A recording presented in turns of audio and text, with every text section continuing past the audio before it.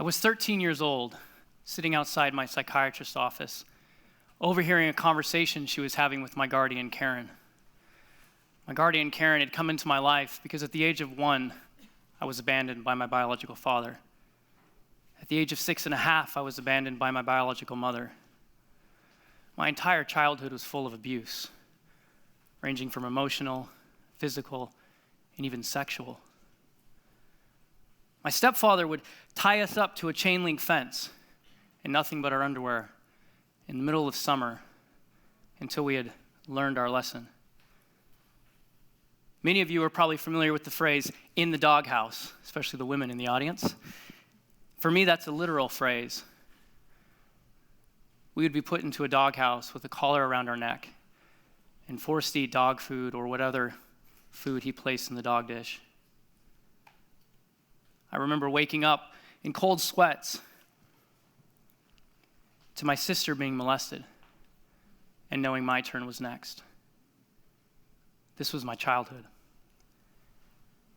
As I was sitting outside the psychiatrist's office, I overheard her say to Karen, "Everything is against Wes, from his genetics to his upbringing. He'll never live a normal life, Karen. It's time to give up. He'll never be anything." Those words tore me up inside. Those words pierced me. They pierced me at such a level, but by the age of 16 years old, I had attempted suicide 12 times. Doctor after doctor came into my life, giving me pill after pill, telling me, "This will make you feel better." I used to call them candies, in hopes that that little candy would change my life. They never did. And before my first prom, I remember laying in a hospital, being told that my internal organs were traumatized from all the prescription drugs they had given me, that my liver was dying. In that moment, I made a decision. In that moment, I decided that I was no longer going to allow outside forces to dictate my life and my future. In that moment, I went on a journey, and that journey led me to 8 years of studying the human body and the mind. I researched everything I could. The first thing I did is I cut out all foreign substance, the medications, sugars, caffeine, anything that took away from my organic sense of being. I started to understand the power of our thoughts and the mindset that we create. And I started to see a difference in myself. And I started to do things they said I would never do. I created what the world called success. I started a company.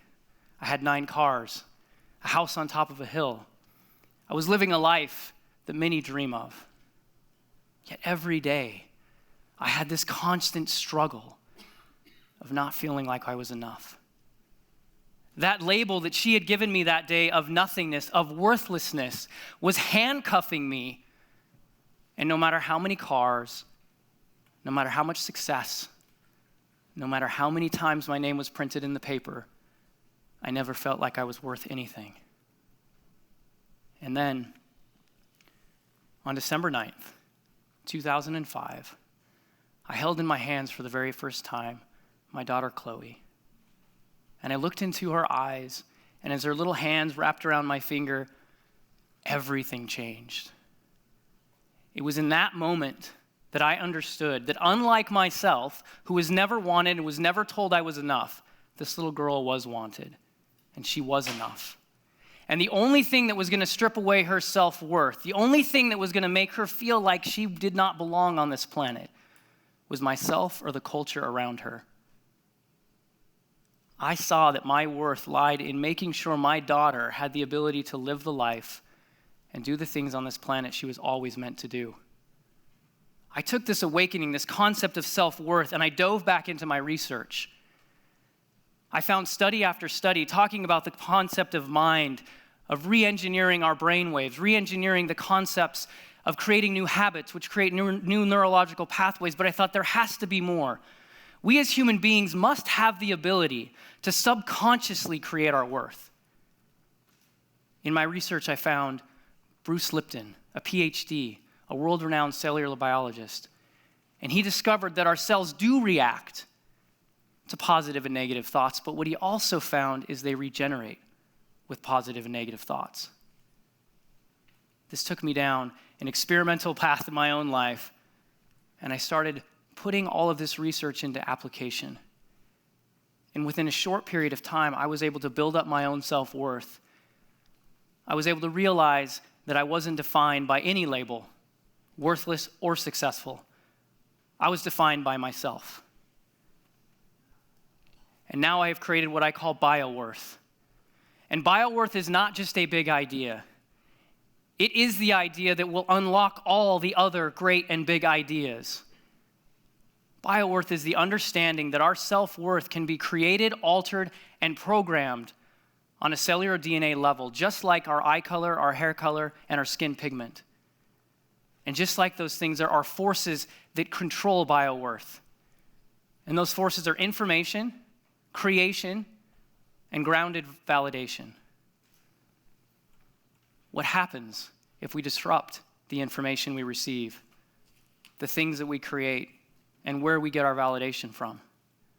Biological chaos. Biological chaos that is passed down from generation to generation.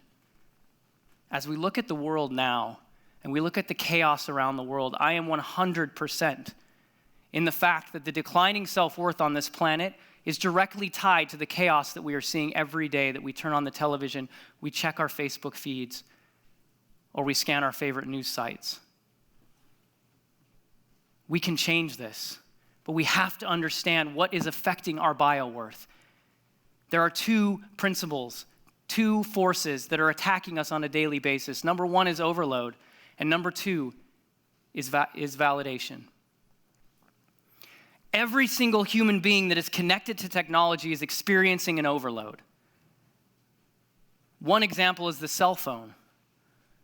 Many of you, if I were to say, listen, just put that phone down for one day, it would be like asking you to cut off your arm. We care more about our cell phones than we care about the healthy cells inside of our body. We've even given them really fancy nicknames like crackberry, crackberry. We understand on a conscious level that these devices are like a drug, that the overload they create of information is like a drug. And we know that drugs destroy the body. We know that drugs permanently alter our DNA. But yet we're not looking at overload and what it's doing. No, we simply hand our children these devices with information filled with so much content that it requires the biological maturity of a 35-year-old to comprehend. Our children do not have the biological foundation to understand this information. And we say it's okay. The millennial generation, they were comfortable with technology. And this new generation, this is all they've ever known. Let's do some fact checks on the millennial generation. The millennial generation has the highest level of suicide ever of any generation in the modern history. In fact, males under the age of 45 years old has now been reported the number one cause of death is suicide. Millennials in the United States account for 40% of the unemployed. But Wes, technology is just like rock and roll. Everyone said that when Elvis moved his hips, when the Beatles came on, the world was going to spin backwards, and it didn't happen. Overload and the Beatles are not the same thing. This is creating a biological nightmare for mankind. And we will not be able to just simply evolve ourselves to accommodate. We are breaking biological, universal laws, and biology will always win. Let's look at validation. For thousands of years, human beings have had an internal instinct to create their own validation. But now we see a society that is completely dependent on outside validation. In fact, so much so that we spend energy deciding what to post on our social media in hopes that it will get the most likes or comments or love. We see these posts as instant gratification. We can post a piece of content and within seconds we are validated and we have feedback. The problem is that this feedback is coming from inauthentic human relationships. These relationships are false and dangerous. Yet we put more weight in them than we do the people sitting in front of us that we have a connection with. More terrifyingly, we put more weight in them than our own opinions and our own thoughts of ourselves. As we look at an example of exercise, an individual with healthy cellular programming when it comes to self-worth will exercise, be able to step back immediately from that exercise and say, I feel good. I'm gratified. This was worth my time. Yet we're seeing a shift. We're seeing in the exact same example of exercise, people will do the exercise and programmatically be required to post a selfie on their social media channels and then wait for feedback. More devastatingly, wait to make sure it was even worth doing. And the next level, they probably didn't even do the exercise, they just bought the yoga pants, right? Let's take it a step further. For years, the mental health community has said, hey, you want to rebuild your self-worth? Service. Serve others. However, when we understand that the sources of validations are being altered, we see that people ask themselves, if I do a good deed and I post it on Facebook and nobody likes it, is it still a good deed? Have I done anything? Does it even matter? Once a trusted form of rebuilding self-worth is now becoming biologically irrelevant. We are being reprogrammed on a cellular level. This means we are passing down to generations and generations a decline in self-worth. We are permanently altering the way in which we obtain self-worth. This is something that's affecting every single person on the planet. It's affecting our workforce. For the first time in modern history, we have a workforce and a labor force that does not have an internal sense of a job well done. And it's not just the millennials. Over 70% of those in the workforce right now are dissatisfied with their jobs. 24% of them hate their jobs. Why? Why do so many people feel unengaged and unloving of what they're building and creating? Because they're cellularly programmed for instant gratification. This is just what they've been programmed to do. Post, receive. And when you work, it doesn't happen like that. Companies around the world are unprepared for this. Companies that want to win have to look at these altering validations. They have to look at this overload. They have to create internal programs to combat this and rebuild bioworth in their employees. This is a global problem. A few weeks ago, I was completely fascinated with the Pokemon Go phenomenon. So I went out and I love to people watch. I call it research. My wife calls it creepy. But I went out and I went into the world and I started looking. And there was one particular story that broke my heart. There was a woman in her early 30s and her little toddler. We were in this big outdoor mall, and this mall has this train that goes around it that kids can ride on. And this little toddler was fascinated by this train. And I watched as she was dancing around her mom and pulling on her shirt and mommy, mommy, mommy. Mom wasn't paying attention to her, so the little girl did the most logical thing next. She threw a fit. She was kicking on the ground, she was screaming, and the mom looked down at her without acknowledging her curiosity, without anything, and just said, phone in hand, said, "Not now, honey. I'm trying to hatch this egg." It took everything in my body not to walk up to that woman and slap the phone out of her hand and say, "Are you kidding me? Your hatched egg is right here." And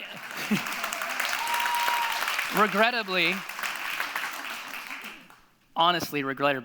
my wife was with me, so I couldn't do it. Otherwise, I would have done it. Regrettably, I did not do that. But what I watched was a little girl who learned that the world inside of that 5-inch device held more value than the world outside of her. And in 2014, the American Psychological Association released a report in which they said neglect causes more mental health issues than physical and sexual abuse. Was that story not a form of neglect? Now listen, I'm a father, I'm a parent, I understand that small doses of this are not going to create mental illness in our children. But what if it happens every day? What if it happens every hour? And this isn't just children. Many of you in this audience, many of you watching this can think of a time in your life that this kind of thing has happened to you. We all have a role to play in this. We all can make a difference now. I have been working with thousands of youth, adults, and companies over the last 11 years, showing them how they can manage the forces that govern bioworth. And the results are phenomenal. The results are transforming. You can do things now, today, that will impact your tomorrow. Stop putting filters on your photos. Stop pretending to be what you're not on your social media channels. When you've promised your time with your friends and your loved ones, turn off your phone. Don't just put it on silent, turn it off. We must understand that the noise in the world now is a battle cry for humanity trying to find its worth. We can make small changes to make massive impact. Again, bioworth is not just a big idea. It is literally the idea that will unlock all the big ideas. No one's going to care about global warming or poverty until they understand the value that they possess. It is up to you to make the decision, if you are willing, to manage the forces that are governing your bioworth, or if you're not. And once you do, spread that to your family and your community.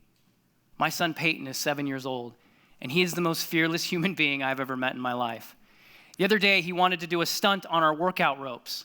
So I pulled out my phone, and he said, Dad, can we post it on Facebook so I can go viral? I thought, okay. I record it. He gets done. He nailed the stunt, by the way. And he says to me, Dad, did you post it? Nah, buddy, we're just going to show your sister how much more awesomer you are. It's all good. And he goes, but Dad, if we don't post it, no one will know that I even did it, and it doesn't even matter. No, son, it does matter. That was one moment of creating bioworth. Now, it's your turn. Thank you.